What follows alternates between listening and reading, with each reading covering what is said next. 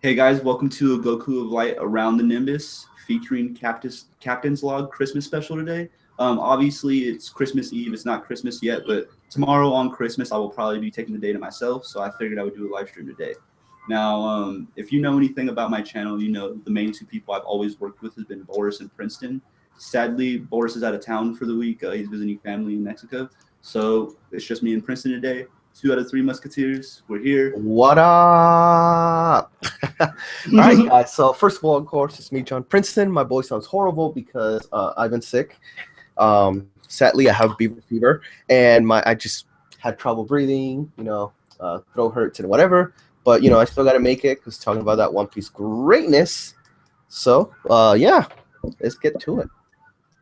Yeah. So obviously, you shouldn't be in this stream if you haven't read the current chapter. So we'll just say now, spoiler alert, give you a few seconds. If you haven't read it, leave. I'm going to assume you've read it if you're still here. So that being said, the main emphasis of this chapter is obviously Jack.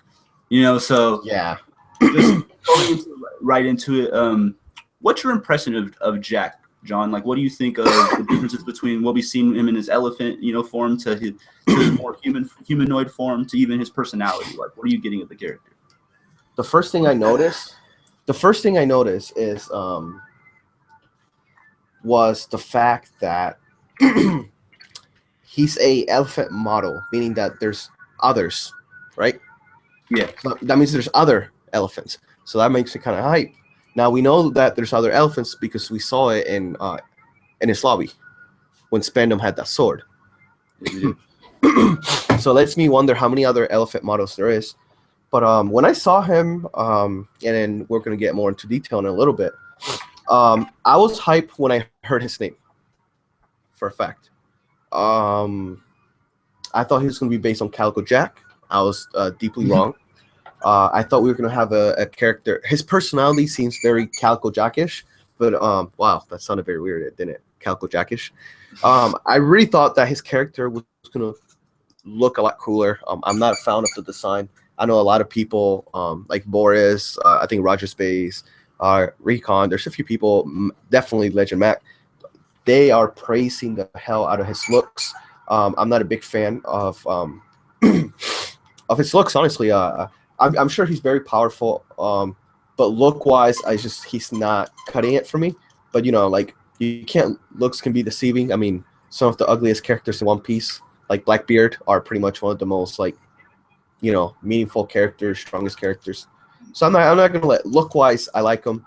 So far, I haven't been that impressed with him. I know that Otis writing him to be a monster, and I do like that with the crucifixions and everything like that, and him being very stubborn. I like that a lot, but I'm also not like I said, I'm just so far, and it's too early to tell. Next chapter he might do something that makes me say, okay, Jack's my new favorite character. But till then, yeah, I'm just not impressed with him at all. I know the hype is big, and I'm not trying to be like a One Piece hipster, but I'm just not. Jack's just not that character so far that doesn't stand out for me so far. I actually, and I go as far as saying this because people know how much I don't like Gecko Moria. I prefer Gecko Moria so far than Jack. Okay. Yeah, I'm not a fan of Moria either, so I'm not even gonna touch too much on him. But I would say the big thing about the character Jack, I really, as far as design goes, I feel like his body model just feels like a clone of Kaido to me to a degree. Like he's just trying to be super big and intimidating. And then on top of that, the hairstyle, I really hate the hairstyle. Oh yeah, I'm not a fan of that. And then I would say the one thing I do like about the character is how cold they're making him look. How I would say somewhat sadistic. He's really just unreasonable. He's not trying to reason with anybody or discuss anything. It's just kind of his way or I'm gonna smash you. I think that's kind of cool. His demeanor is good. I feel like we need a little bit more of viciousness in the One Piece universe. Yeah, I do agree with that. So I like the whole let's crucify people thing. That was unexpected. So yeah, that was pretty cool. But the character himself, I'm not a big fan. I'm a fan of the idea and concept. If you watched any of my previous streams, you would know that I kind of had a big idea of how the Zao was going to work out with the whole meat thing. So I'm not too, I guess you would say, surprised. It's going a little differently than I expected. Sanji's role in it is a lot different than what I expected, but I predicted before that Law and the rest of everybody else would have to come back to where Beepo originally was from and have to help him out. So that's kind of what we're seeing Sanji's a goddamn furry, what he is. He's basically a furry, yes. You know what I think is kind of funny about One Piece that kind of goes unnoticed is how much like everyday like things that in our culture are incorporated into the manga itself. You could really say like I think Justin just said the minks are furry. You do know Oda has traveled a lot, right? Yeah. Yeah. He's actually a big fan of American culture too. Yeah. He like if you actually have the volumes, he'll mention where he's been. He's been in like France. He's been in France, Italy, Egypt, a few times. America, of course, and a few other places he has been to. And each time he goes somewhere, from my understanding, he always takes pictures. Because I'm not sure if you guys noticed this or not, but even locations in the One Piece world are actually based off of real locations. I'm not saying it's verbatim the design, but you can kind of get a general idea as to where the location was based off of. I get that. I get that with some of the places. Like for example, Skypiea, very Aztec-like. Okay. Oh, that is true. Very Aztec. Dressrosa, hell, it's all Spanish and Italian. Okay, I see that. And of course, Arabic, you have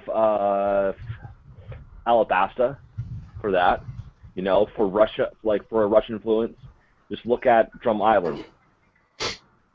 No, definitely you can see like the world influences on the show itself, and you know a lot of times that's why I look for like the patterns, I guess you could say. With like I took a big step away from doing theories for a long time because I felt like a lot of them were just being recycled and rewashed through different versions of people. And that's no offense to other people. Obviously, people are going to have similar ideas without realizing it. It was just a matter of me not wanting to just put the same content out there. So I kind of just went and looked at the show and kind of spent a lot more time on trying to put together like the origins of these characters. But I feel like if we can understand the origins a lot more, and then we'll understand like what's going to happen in the future. And the character that for me is going to be the most important to influence everybody is Blackbeard. I just want to see Blackbeard's influence on everything. That's why, honestly, I'm more wanting to see what's going to happen with Burgess, or however you say his name, his first man over there with the Revolutionary Army and all the trouble they're going to start over there. I want to see tidbits of that a lot more than I want to see what's going on over here. I know the next year is supposed to be about Sanji. So what I'm really wondering is if Sanji's going to get separated from everybody and we're going to go on this whole like discovery arc of Sanji. Here's what I think. Here's what I think it's gonna be, and I talked to some of my friends about it. I didn't make a video about it because I don't think anybody wants to hear it. Basically, we're getting a whole other rescue arc, kind of like Robin's rescue arc, but it's not for Sanji. I think the Straw Hats are gonna get captured, and Sanji's gonna be the one to have to save them because the way everything's working lately, the way things have been working lately, it's been going kind of like everything has been going towards kind of like his how do I explain it? It's like Oda has gone out of his way. Oda has gone out of his way to make sure that Sanji hasn't had any fights or anything. You get what I mean? Yeah, like he's kept him out of like the attention, the focus point of the main. Yeah, story. like Sanji was gonna throw hands with what's his name in Punkcaster? I forgot his name. Virgo. No. Dofi's He was from Dolphy's crew.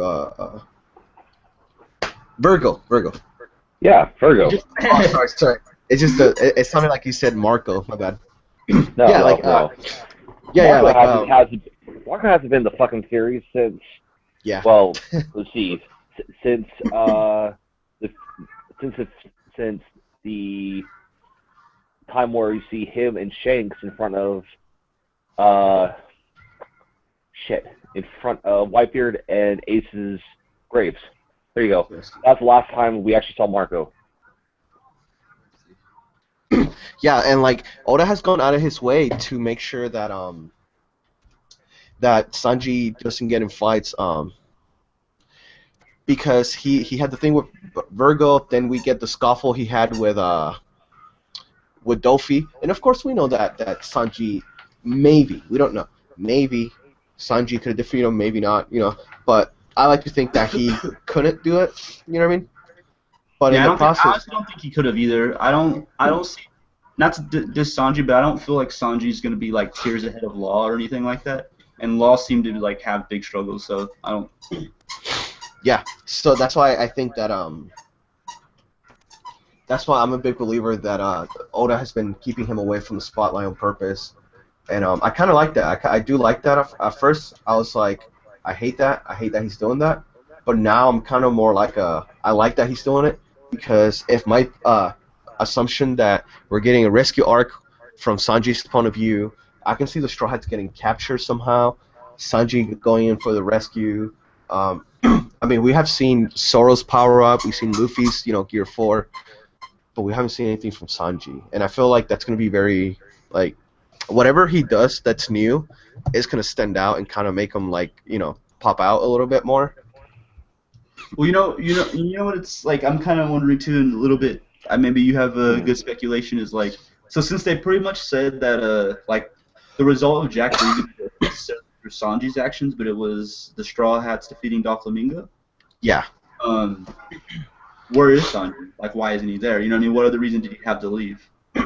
Yeah. Like, now, of course, I have no proof to do the whole what I was talking about, about the rescue arc. I have like no proof. That's all going on assumption. That's all assumption, and me being a Sanji fanboy, of course. But I personally, I think I would love a rescue arc. That because that honestly, like, while you were saying that, it created like a whole nother theory in my head. Like, it wasn't necessarily the same of what you said, but I got a whole other idea of like, if there is gonna be some kind of rescue arc, I could see like maybe like this, how we find out about Sanji's past is Sanji is gonna need their help. You know what I mean? Like, we're gonna see something big in the newspaper about like Prince Sanji returning to his kingdom or something like that, and some big war is going on, or some reason why Luffy and them have to come save him. I could see them having to come save him. I feel like, I don't know, I really don't like how they announced it's like the year of Sanji or whatever, because it's like I don't feel like each character is gonna get their own year. So like that alone makes him like stand out more, like he's supposed to be special. And see, I like that. I like that though, because like I said, this year. I get it, because now I feel like it creates more of a conflict. Like, and I always felt like Luffy. Well, not only did it say that it was the year of Sanji, closer tier. It also said that it's going to be the year of the other Straw Hats, who were basically neglected throughout the entirety of Dressrosa. So that means we're going to get more of Chopper, Brook, and Nami as well. A whole lot more of them. Good. That's good, because Sanji and Nami are actually my favorite Straw Hats, and I feel like the last 3 years, Sanji has been getting shit after shit. I mean, honestly, my favorite Straw Hats are Frankie and Brook, and yeah, knowing that Brook's gonna have more screen time makes me fucking happy, because Brook's one of the best characters in the goddamn show. See, that's awesome.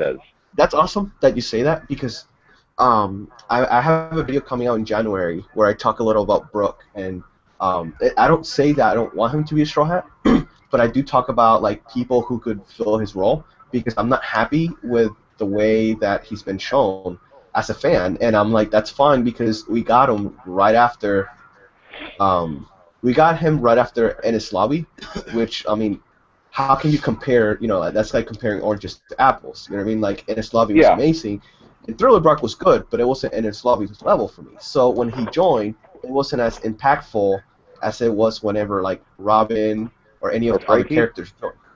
Well, yeah, Frankie was amazing. I'm actually a big fan of Frankie's. I would say the way he joined the crew was probably the most dramatic for me. Like it was great. Like, Oh, you like, say Frankie's? you know, if we're going to go back towards Dressrosa, okay, a lot of people would say that Zoro versus Pika was good, but in my opinion, the best fight in Dressrosa, aside from Luffy versus Doflamingo, was Frankie versus Senior Pink. Yes. Was the best fucking fight in that whole entire arc. Yeah, I agree. Which is funny because I thought that was going to be a throwaway match. I really thought that was going to be kind of like a throwaway fight. It's going to be full of gags and everything. Oh, it's already guaranteed that Senior Pink is probably going to come back and help out the Straw Hats because yeah, I feel like there's this bond between him and Frankie now. See, I'm glad you said that too because I'm glad that they did say that this is going to be the year of the other Straw Hats too, because like I was saying, like Brooke to me has been very like lackful, and I want to like him because he's a Straw Hat. And a long time ago, I talked about I want one of the Straw Hats to die, not because I don't like him, but because I think it will add a lot of like character development on the crew. And a lot of people were saying how Brooke should be. If that was to happen, they're like it should be Brooke, and I'm like, as much as I'm not a big fan of his. He's actually the person I don't think it should be yet. Well, no, yeah. if you want to get real technical, Brooke is already dead. Well, yeah. He did fucking die. So for him to be dead again would literally be beating a fucking dead horse. Well, the fact that he's basically a bard, I always felt like him more than Usopp is supposed to carry on the story. Thank you. I've been saying that. People keep saying that Usopp's going to be carrying like. Yep. I feel like Usopp should die because he should die because his whole thing is about being like some kind of legend that he really isn't. And the best way to create a legend that's not true is to distort history, and that happens when people die, like some kind of legend's death. So like, I feel like if he died in some big revolution or something like that, everybody would remember Usopp as some great warrior, even though he really wasn't. Like, well, I can tell you right now, the one character that probably will die, but more likely he'll die at the very end of the series, will be Luffy. I can see it happening. Luffy dying at the end of the damn series. I can see it, but I'm hoping against it. If I was to say a character should die, and I know, shout out to Boris if he's listening, it should be Chopper, and I have a specific reason why. But my reason. Don't you know the rules though? You don't fuck with the white mage. And Chopper is the white mage. Yes and no. Yes and no. And here's why I say Chopper will be the logical reason to the logical reason. One, he's a doctor, and yes, he's done a few amazing things like thawing out Robin. Of course, he usually helps more like the non-Straw Hats with medical stuff than the actual Straw Hats. And the reason why is because Zoro fought Mihawk, right, during the first arc. And with his wounds, he was able to move on, and still be Hachi, right? Or but then again, no. Like that is different from being contracted by a disease that Nami had. No. I understand that. That's why I said yes and no. Two separate ailments. Because that's what I'm saying though. But I'm like, is he only supposed to heal people when they get a virus? You know what I mean? Or a disease? I'm like, there's also other stuff such in like an infection or cuts, and those are kind of things that that's why I always said that Chopper. I mean, and this goes with the whole. And it's funny because I'm gonna talk about this in my video too. Is if Chopper dies? This way. Okay. Oh. If Chopper dies, and somebody gets the disease, that just means somebody will die. You know what I mean? So, or maybe they need to travel. You're saying that he's a big part of their plot armor, essentially?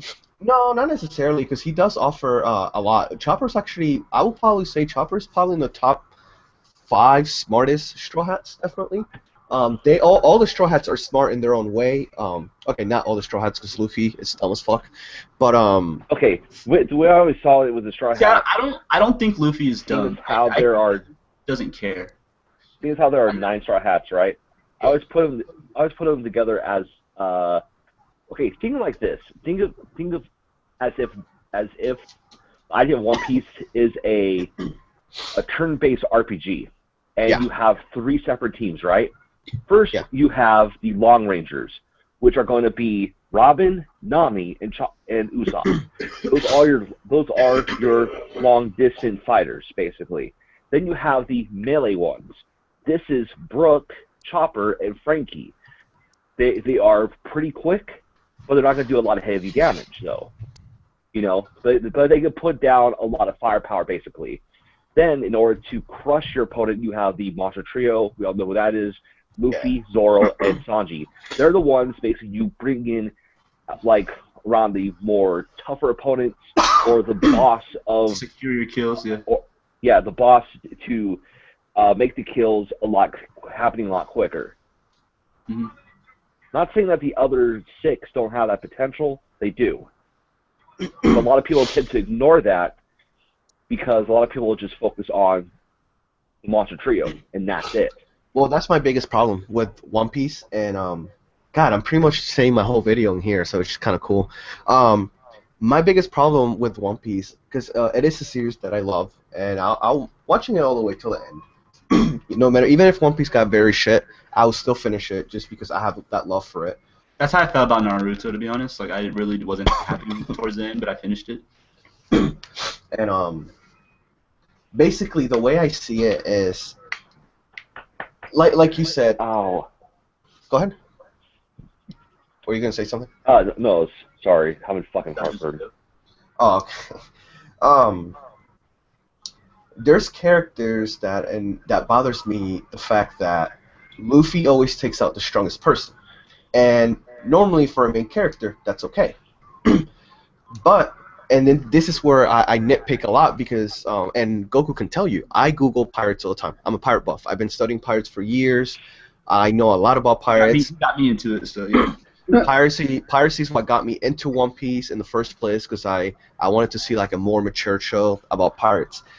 And captains are not supposed to be the main fighters. But of course, this is an anime, of course, so Supposed to be the first. Yeah.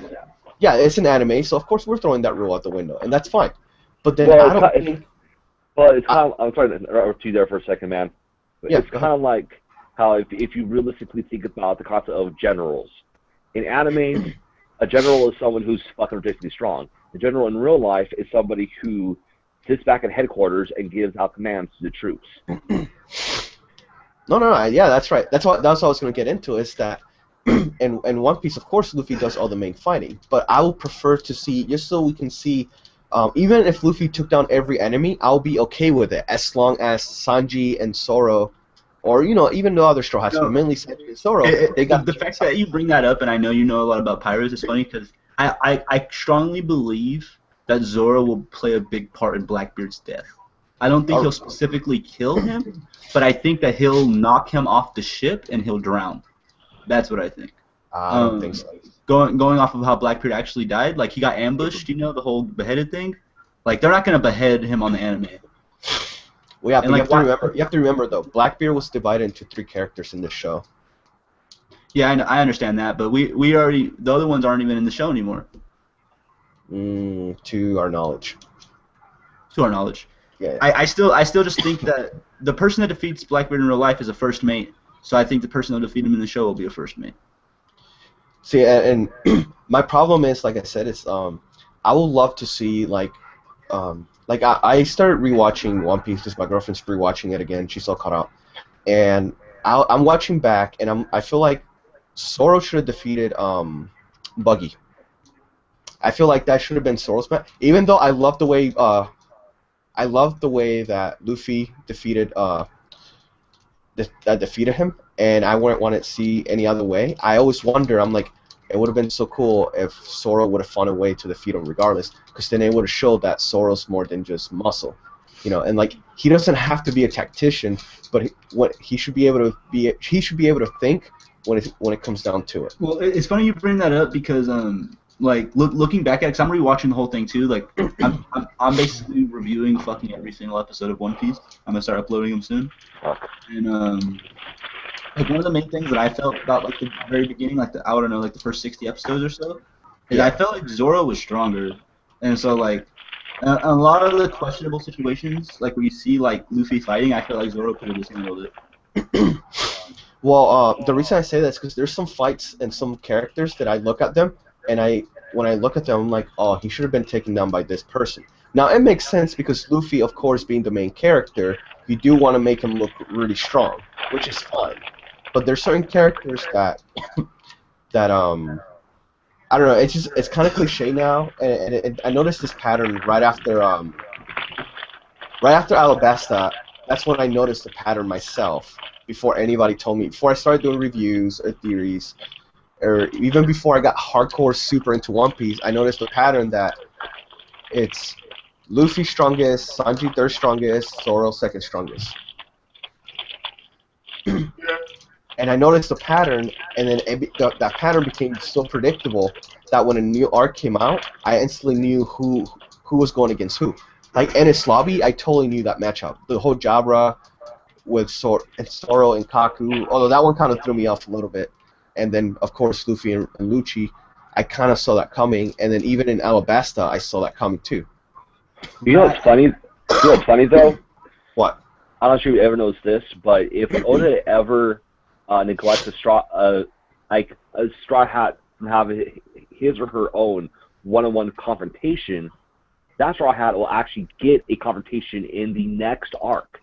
For example, in his lobby, huge example of it. Okay, Usopp did not have his own one-on-one confrontation in Ina's lobby. And for anyone that says, oh yeah, he was sniping at Spandam, doesn't fucking count. Does not count at all. Usopp got his against Perona, which, I don't care what he says, Usopp versus Perona is one of the funniest and one of the greatest fucking fights in One Piece. It's actually one of those memorable ones too. Yeah, because the fact that he was the only person that. Yeah, he was the only person that could face off against her because of his own self-loathing. Yeah. And well, and it basically proved, to the fandom that when it came down to it, Usopp is probably the only Straw Hat that could really think on his feet. Yeah. Well, he showed that too when he fought when he had that standoff with Luffy. Yes, we know that Luffy held back, but that means that if Usopp had some sort of power up where he could go toe to toe with Luffy, because Usopp basically showed that Luffy is stronger, but Usopp is smarter, and that's what I saw. I could go further than that if you want, dude. Oh yeah, go ahead. Fucking Little Garden. Oh yeah. Usopp outsmarted Miss Valentine, Mr. 5, Mr. 3, and Miss Golden Week, all who are very powerful opponents. Now, and this is I always ask this just to see. Do you think if the Straw Hats were at if they went into Impel Down with Luffy, do you think they would have succeeded? Went to where now? To Impel Down. If they went there with Luffy? Yeah. Do you think they would have succeeded, or do you think they wouldn't even made it into the actual prison? Because Luffy got in because he had the stealth advantage. Okay, so all right. Now, are we going with post or pre? Pre-time skip, like right. You know how they all got separated by Kuma? Let's say they didn't get separated, and instead they all went in to save Ace. Because I have mixed feelings about it. I think that if they would have made it to moving forward, I like to think that.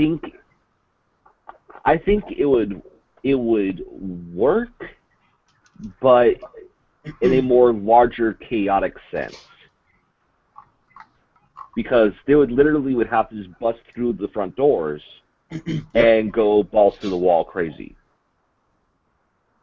The way Oda wrote it was the best fucking way possible, because it showed us that there was a hidden society within Impel Down.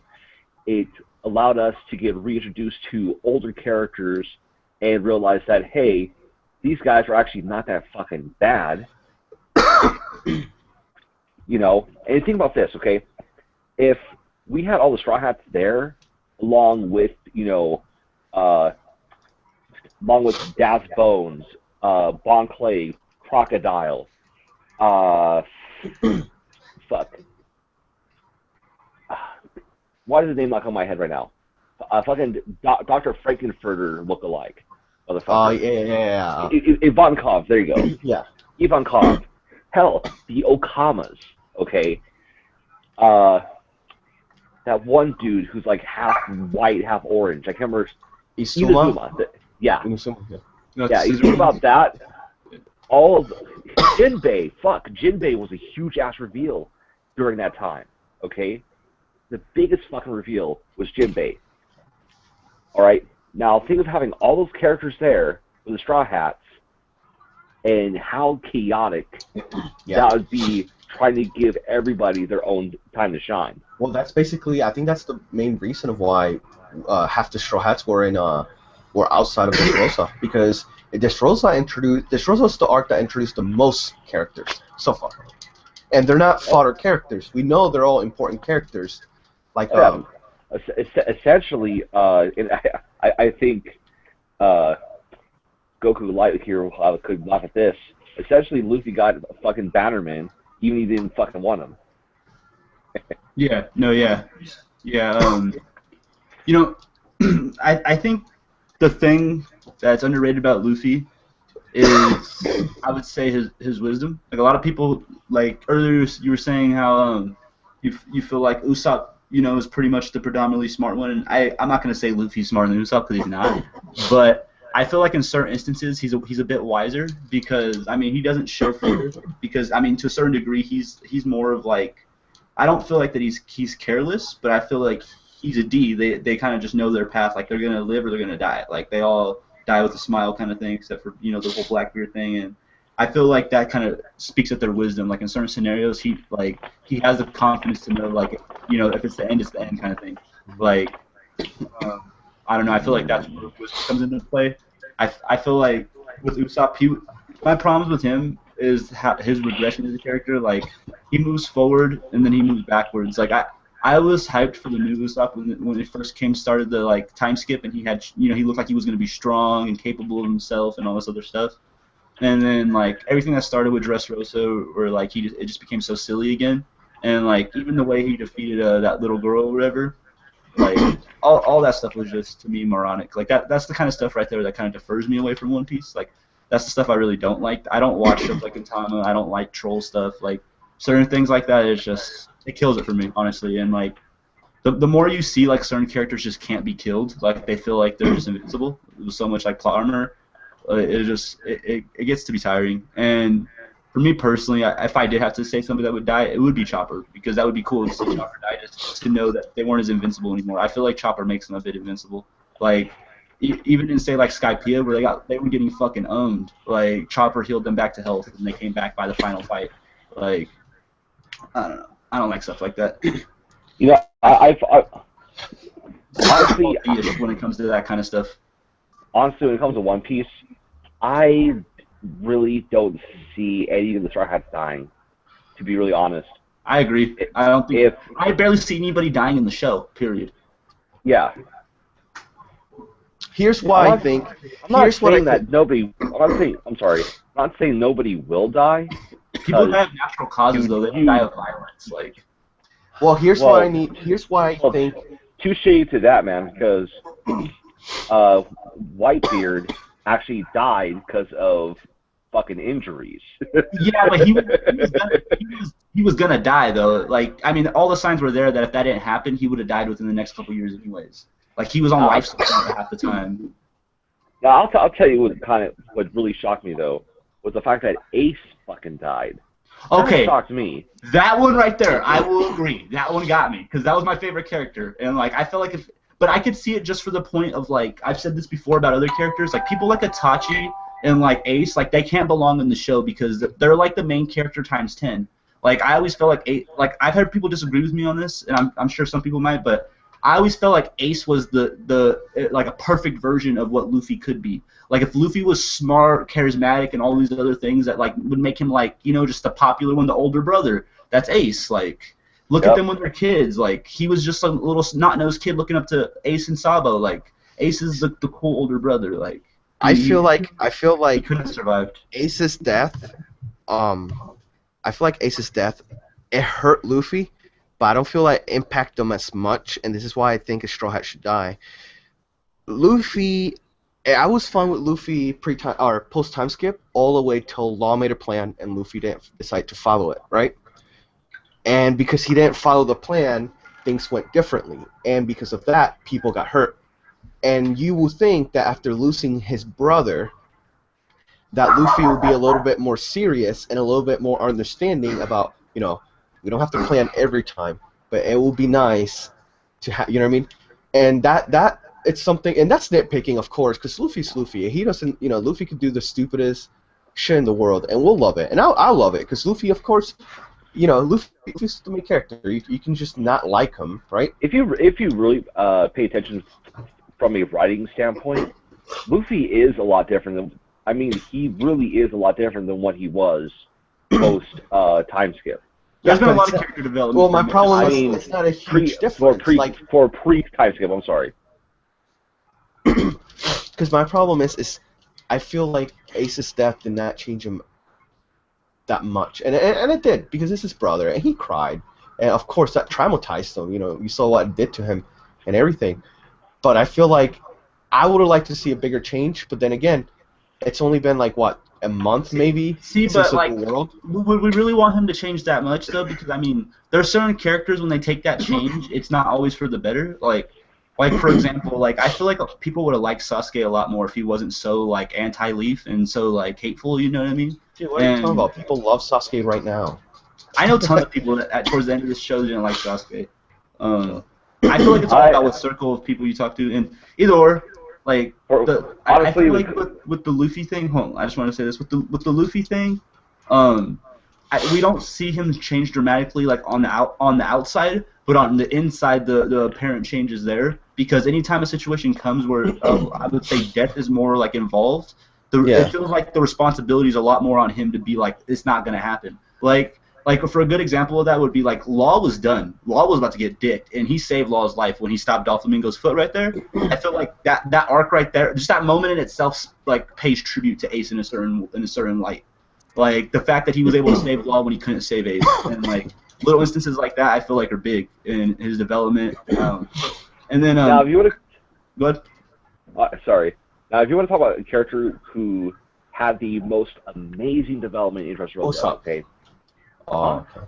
I thought you were going to say Usopp. Nope. Fujitora. Bellamy, the hyena. Oh, yeah. I did talk with that. That's true. He had the most amazing character development in Dressrosa. I have a question here somebody sent me, if you guys want to check it out. It says, what do you guys think about the newspaper that said Jack was killed? Do you think he's still alive and the Marines lied? If so, do you think Docky was freed? And what do you think of the scenario?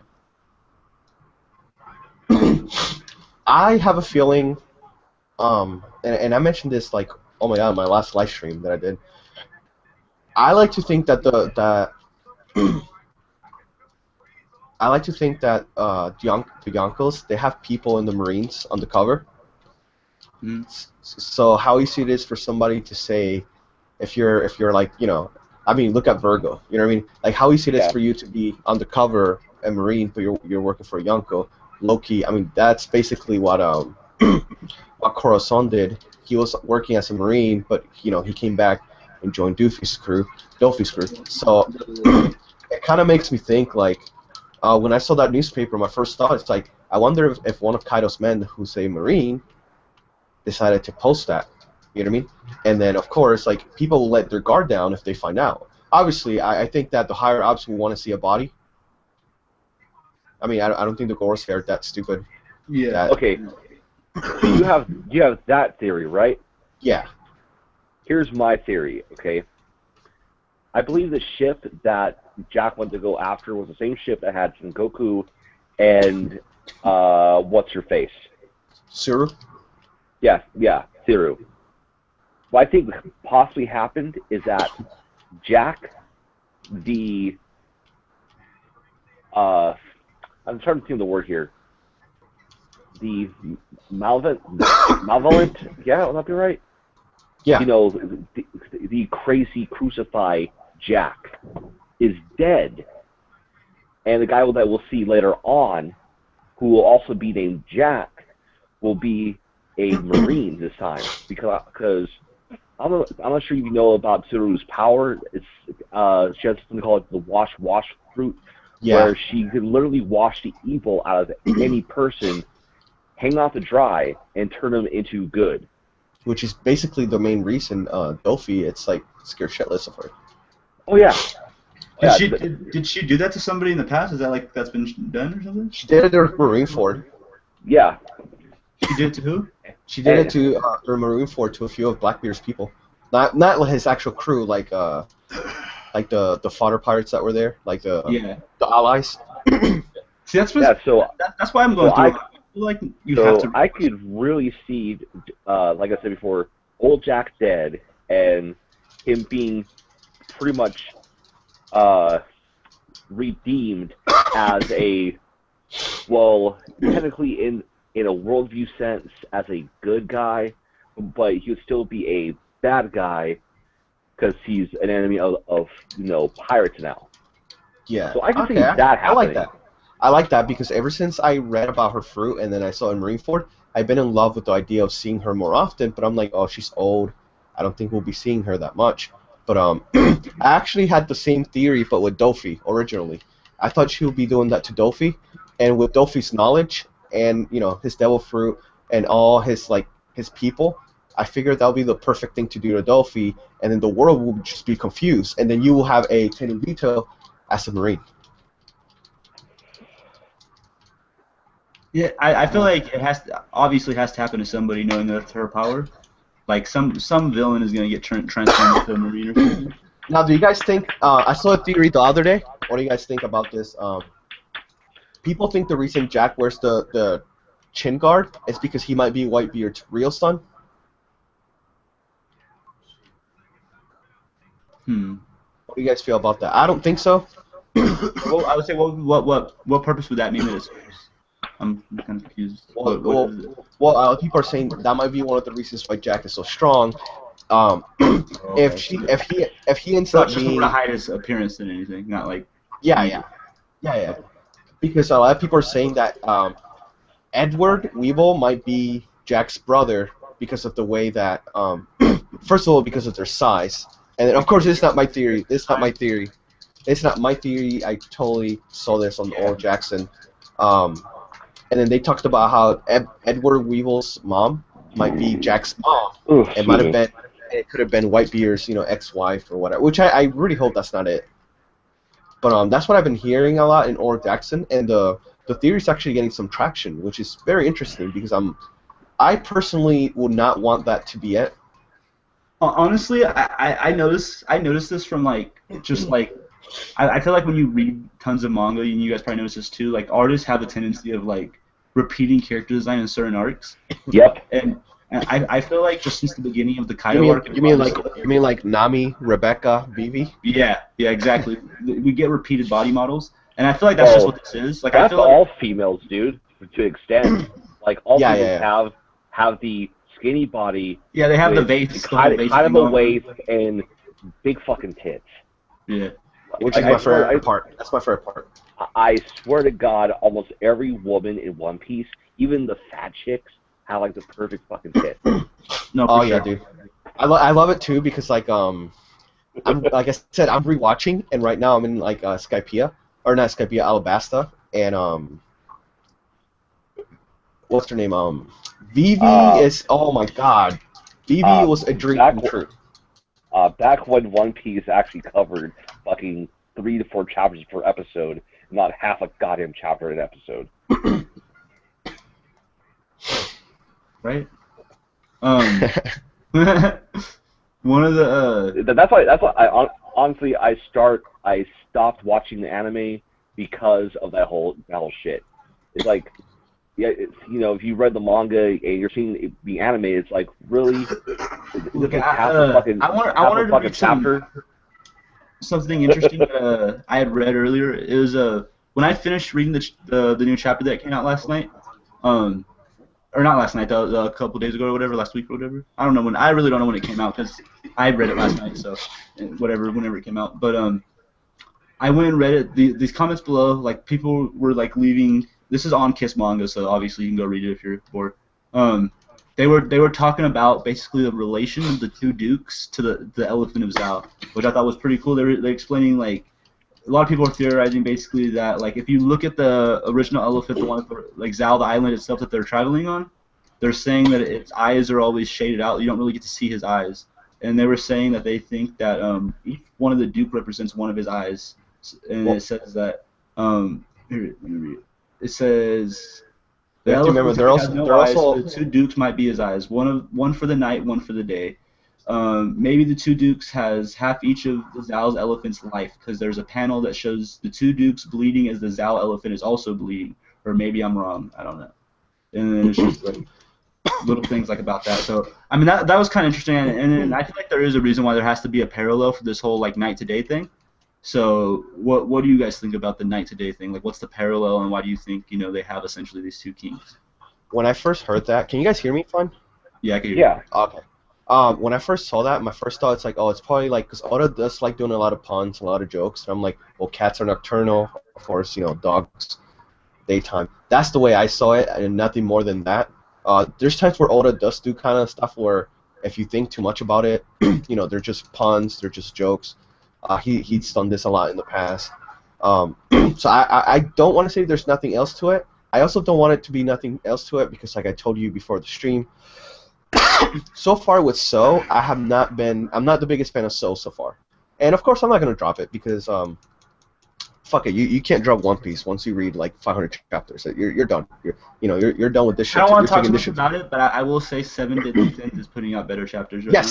Yes, I will say that. Yes, I would 100%. But I'm also like, I'm also being a little biased though, because that's my favorite. I've been getting really into as well, which is why like I'm enjoying Zoe for what it is. I think it's more of a fun arc compared to Dressrosa. I was gonna say, believe it or not, and a little more lighthearted. But I've honestly been more into well, not more into, but I got pretty damn. There's a fucking word for that. I got into the Tokyo Ghoul manga and Tokyo Ghoul Re. Oh yes. See, I have problems with that. Obviously I finished Tokyo Ghoul and I started trying to do Re, but I got through like the first couple of chapters and it just seems so slow. Like obviously I probably should read more, but Re didn't hook me the first series did. Oh, dude, it picks up. Trust me. Don't watch the anime. It's like certain people's cup of tea, but not everybody's. I would say the anime is my cup of tea, though. I like the anime. I'm currently watching the first Tokyo Ghoul anime, and I could already see where they're really fucking up. When it comes to character interaction, character development.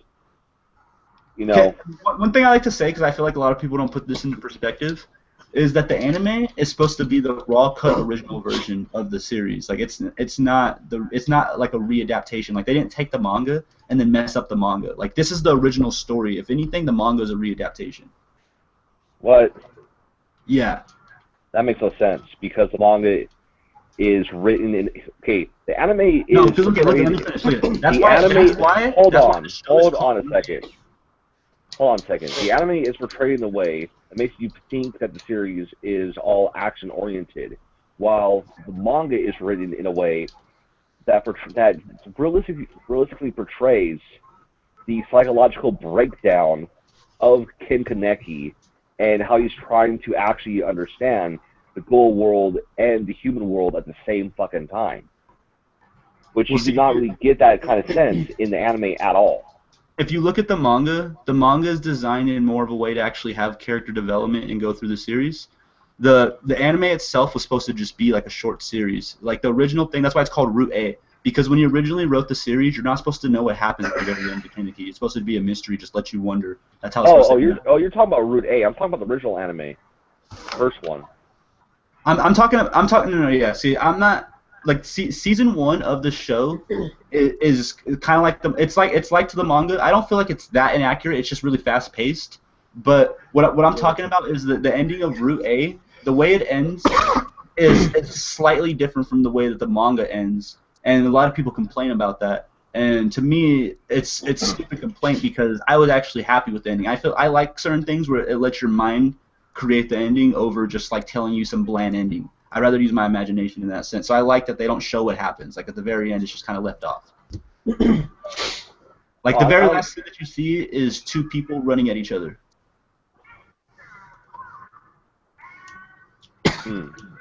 See, the reason I think Tokyo Ghoul is on fire right now, I've loved psychological mangas, and a lot of like reading. Like, I enjoy Parasite a lot when I watched it, right? But it's because it's visual, and as a film guy, I understand that music sets the theme. If you take away the music from Parasite, I can tell you right now it will not have been as good as it is. Music sets the mood. To put psychological, what's it called, events in a manga, it's so hard because you have to constantly add, you have to deal with no music, pretty much. You have to create the atmosphere. Yeah. Yeah, and that's why I think that and a manga is so much harder, and Tokyo Ghoul just takes the cake when it comes to doing that because they do such a good job keeping me on edge all the time. You know, I feel like right at the current time, just because of like how more popular anime is becoming and just how like honestly stupid our generation is, violence just speaks volumes. And like yeah, it is a good series, but it's not just like tremendously better than a lot of other series. It's just a lot of people rather see just this emo kid kill everybody. Like I feel like that's at the end of the day, like people like horror and gore. Like I feel like a show like, for example, Code Geass is way better. I don't feel like Tokyo Ghoul is on the same tier as Code Geass. Like, here's the thing. I am starting to like less and less, and I think it has to do with me growing up, getting older. When I was a little kid, Naruto, Dragon Ball Z, and One Piece were on top of the food chain for me because I wanted fighting. I wanted to see fighting. You know what I mean? That's all I cared about. But now with like Seven Deadly, which Seven Deadly is more adventuring than like it's more like a Zelda manga. Yeah, it's more like a Zelda quest. Yeah, it's more like an adventure meets, and then you have some cool fights that last nothing. Yeah. But then I enjoyed those a lot more than I enjoy like any of these other fighting animes. See, what's cool about Seven Deadly Sins, what I really enjoy about it is Mia Lotus himself. Like the character, like you just get this whole like vibe that he pretty much is the strongest character in the series and will be like through the series. It's just a matter of like unlocking certain things in himself. It's like a mental struggle. Justin, are you reading Seven Deadly? Yeah, I want to say I'm a couple chapters. Are you talking to me or him? I'm talking to him. I know you are. Okay. Yeah, how do you feel about it? I just read the latest chapter that was on Manga Stream earlier today before work. Okay. How do you feel about it? How I feel about the arc or as series, as a like whole. they use the series as a whole, yeah. Do you think? Because to me, it's a little refreshing. It's something a little bit new, but like the writing for it, I love it. Definitely, I think the humor is great. Uh, The humor is. See, honestly, humor wise, it reminds me of old school shonens. Yeah. Okay. It has a very nice pace of humor, adventure, and action. I feel that a lot of the characters get developed very well, and even characters that we feel are not entirely developed at first, or who might get sidestepped, will actually have the time to shine later on. Yeah. It's like I do like the fact that and some people might get angry by this. I don't. I do like the fact that that Meliodas isn't always the go-to guy. Yep. That And he's I like not that. always he's not always the he's not always the one saving the damsel or No, yeah, he's not. He's not always the ace card. There's more involvement. Well, of his yeah, that's why I like it. He's not Luffy, he's not Goku, and he's not Naruto. It Which is really what I is was seven talking deadly about. sins. Like there's 7 of them that are powerful. Like oh yeah. And as we learned from like latest chapters, fucking Oh, Galder is a possible 10 commandment, yo. you know. And okay, by the way, all those people that Fraudrin killed, they're not dead. I can tell you Yeah. right now, they're not fucking dead. Right now, I'm gonna say it. We're gonna see not Elizabeth, what's her name? Liz. Liz is gonna be one of Meteora's enemies. I've been calling that since chapter 100. I've been calling that since chapter 100. Liz is gonna come back as an enemy, just like Elaine did. And even though Meteoras will know that it's not really her, I think he'll still go through that struggle because Elizabeth. We know that Elizabeth and Arthur. I remember when Merlin said, "We have to unlock your hidden abilities, right?" And I was like, "Well, why would Elizabeth's hidden ability is?" And then I kept putting that into mind, and then going with what we saw in the beginning when they were fighting Hendrickson. I think that her abilities go beyond healing. I think it goes way beyond healing, and being from the Goddess clan, I really feel like, let's say like Elaine was in front of her, I think she can cancel that out, and that's what I'm going for because I'm like how because if you haven't noticed all throughout all they've done is we know Elizabeth is weak, she's very weak, but she always manages to fight some of the strongest people, or at least try to. Like whenever she was fighting the Holy Knight with the beast, and they created that bee tornado, and she went in to save the little kid. You know, there's other people that could have done the exact same thing, but they didn't. It was Elizabeth instead, because they constantly has to show us that even though she's not the strongest, she's very strong-willed, and that's why I feel like if Meteoris is struggling to take somebody out, even though she knows that that person is stronger than her, she will fight them, and she'll stand up for the people she cares about. Which is why I'm dead set that Elizabeth will take down Liz at one point. Also because the fact that Fraudrin was the one that killed her lets me know. I'm like, Fraudrin didn't kill her. He either killed her or he's gonna do something to like where he can manipulate her or something around those lines. Because I'm like, Fraudrin's been killing a lot of people like it's nothing, and they haven't done this in this manga. For the last time there was a massacre like this was whenever all the fairies died, or their wings got ripped out and stuff. That's the last time we saw like a massacre like this before. And that's why I'm kind of dead set on the whole Liz and Elizabeth thing, because first of all, I said I'm an Elizabeth fan. I like all the Sins and Elizabeth and Arthur. Actually, I like all the characters. I like Slater and all of them.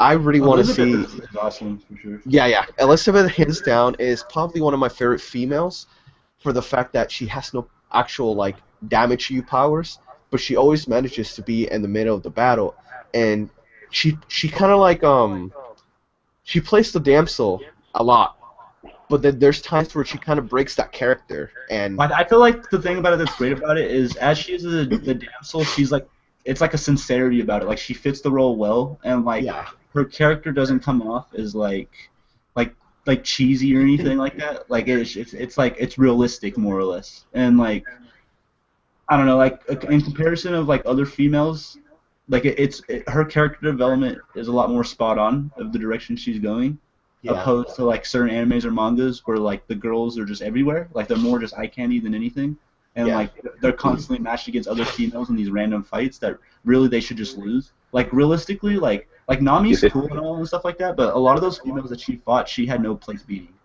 Well, the problem with Nami is you have to remember, Nami's not a fighter; she's a navigator.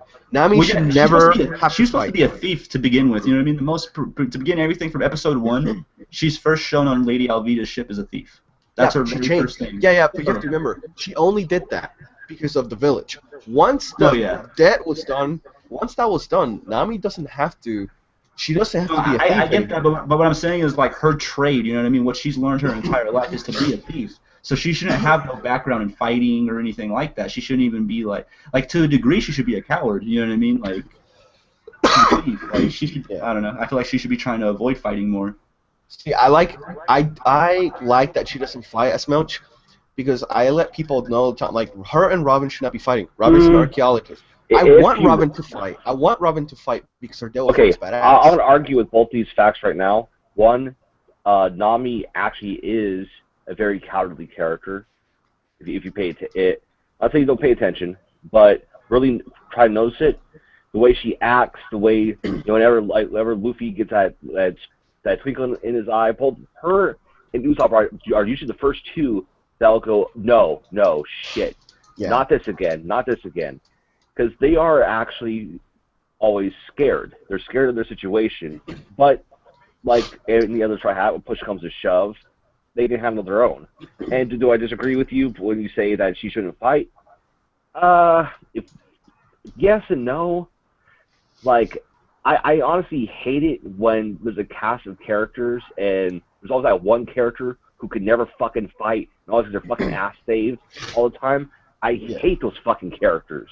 No, what I mean with her is, I think she should fight if it calls for it. Like if she has to. Of course, if Usopp just got beat out and somebody's walking towards Usopp, that's fine. I don't think she should go out of her way to fight because she's the navigator, and I'd rather see her do more of that stuff than actually I hate the fighting. break it to you, man, but it's one of the shonen cliches.